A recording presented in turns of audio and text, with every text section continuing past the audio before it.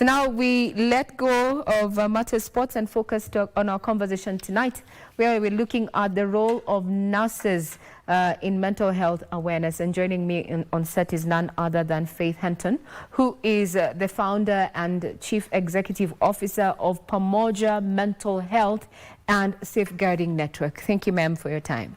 Thank you, Regina. Now, we never relate, or rather, we do not relate mental health to nurses. Where is the nexus? Why so? I think historically it's always been known as general nurses who are the most important.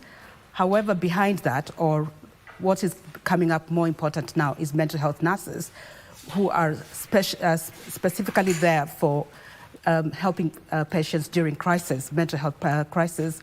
And what has happened in the past, the highlight of people just know about physical illnesses. They don't know about mental health illnesses. So we have psychiatrists, we have psychologists, and then we have the mental health nurses who are the forefront of actually interacting with patients when they go through mental health crisis. All right. So we have mental health nurses. Yes, specifically for mental health crisis. And it's very interesting you asked that question, because when I was coming in here, I was telling someone that I'm a mental health nurse. And she said, what do you mean? I don't know. Exactly. So to take that opportunity, what does that really entail? What does it mean?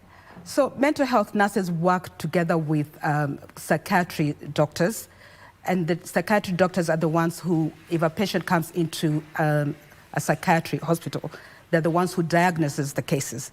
And then from there, you have the psychologists who come with the intervention, the best treatment and care plan for the patient. And then we have the mental health nurses who actually cover all that and help. We're the first contact.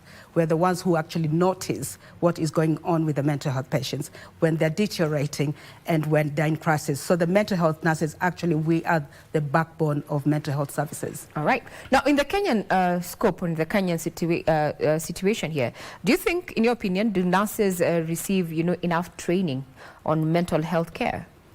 Well, from reading the research that is out there, and also there's the CARE Act, the amendment on 2022, which has just come out, and that actually recognizes that nurses have not been given the right trauma-informed training, and that is lacking, because what is happening is mental health nurses are human. Even though they have training, they deal with the crisis and the mental health trauma that comes in on that door. And they don't get that support. There's no one actually supporting the nurses. No one is checking in their well-being. There's no clinical supervision, at least not enough. There's no trauma-informed well-being for the nurses. So what happens is they end up getting burnt out. They get emotional fatigue, and not really being able to take care of the patient they're supposed to be taking care of. Well, I think, Faith, there you picked that from my mouth. We just wanted to look at, the challenges that you go through in this particular, supporting patients who are seeking treatment for mental health issues. Then who gets to take care of the nurse? Absolutely.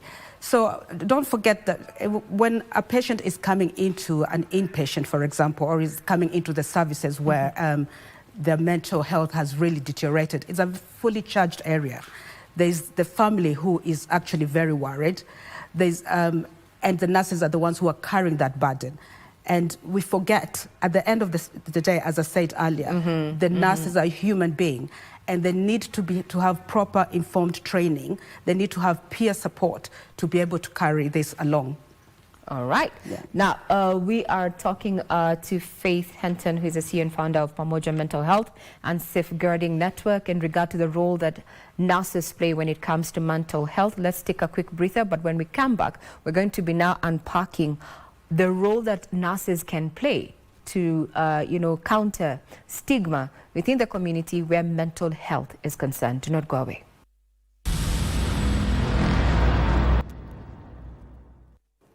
Welcome back.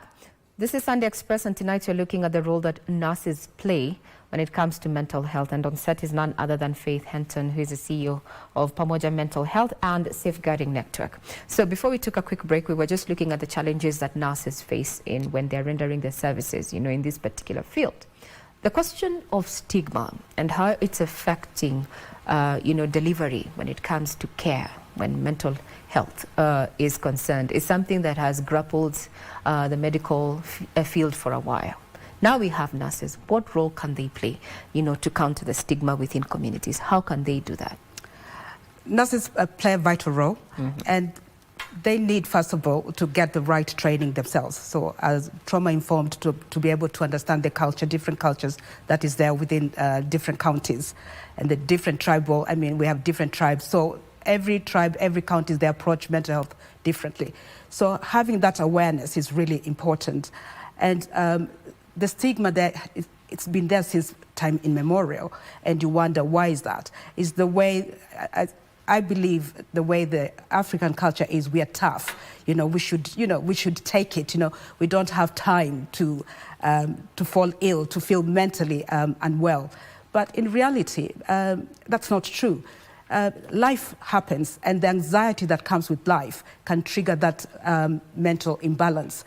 And that anxiety, if we ignore it, which most of the time we ignore it because of this thing, we are tough, we should be able to take it.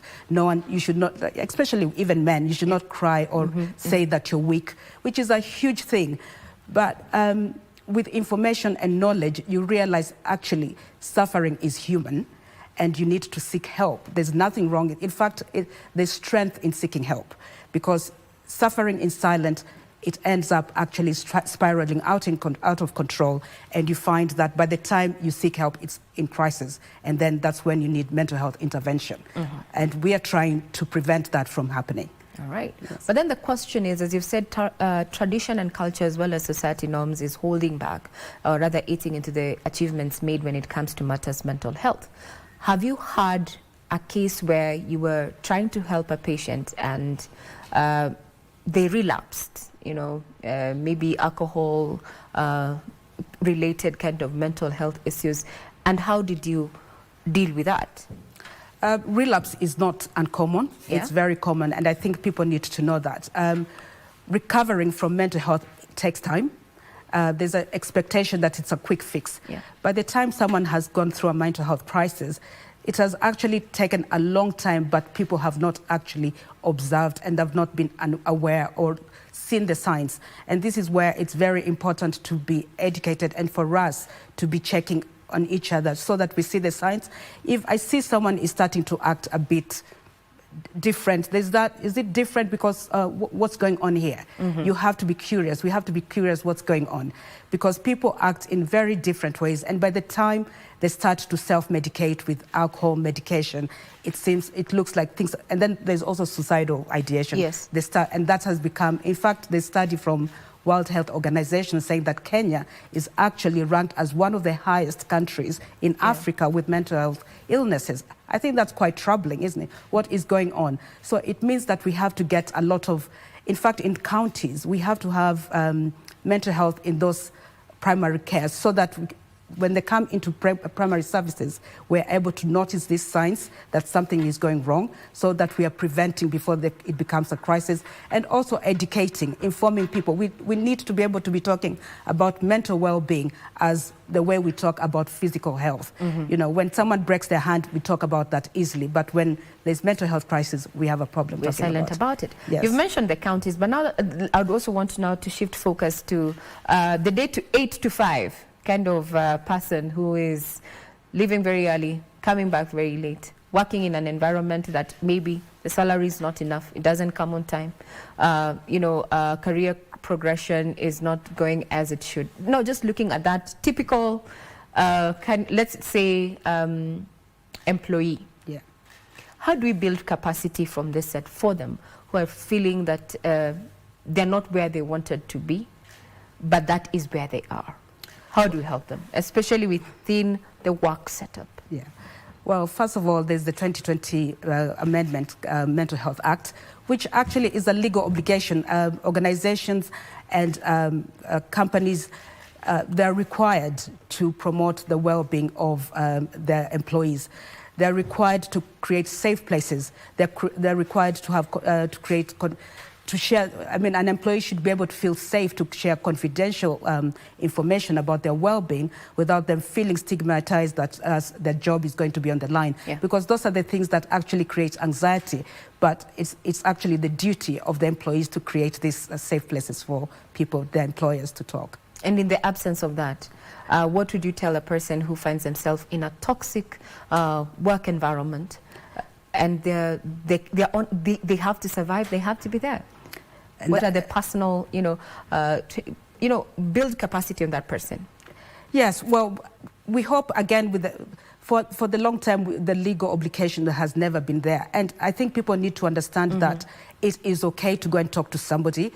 But I think a lot of people are afraid to talk to somebody because of that confidentiality factor.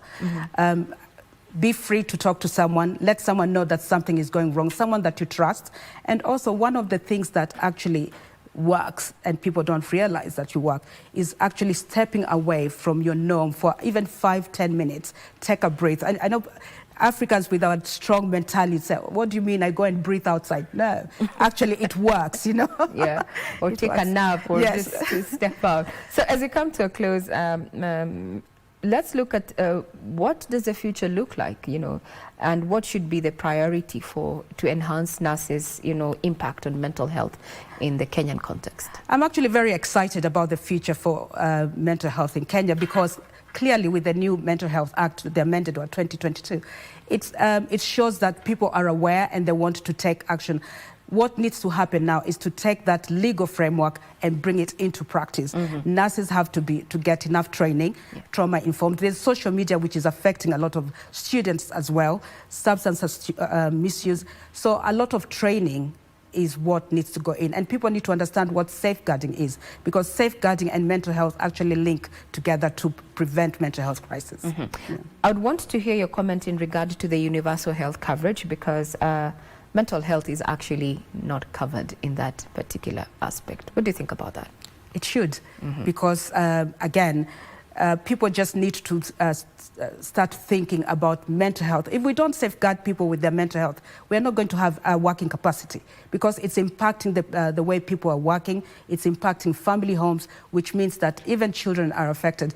So it really should go without any question that should be covered. All right. Yeah. Very well said. We have been speaking to none other than Faith Henton, who is the CEO and founder of Pamoja Mental Health and Safeguarding NICTOC, saying that where we are with the current legislation, then we need to move from the legislation and put it into paper, move paper into action, because where we are, if our mental health is not taken care of, then we will not have the workforce that we require to drive the country forward. I'm Regina Manyara. You've been watching Sunday Express. Let's see you on Tuesday for the semi-finals, where Madagascar is going to be squaring it out with Sudan at exactly 5:30, and Morocco is going to be meeting up with Senegal. Who will carry the day? Time will tell.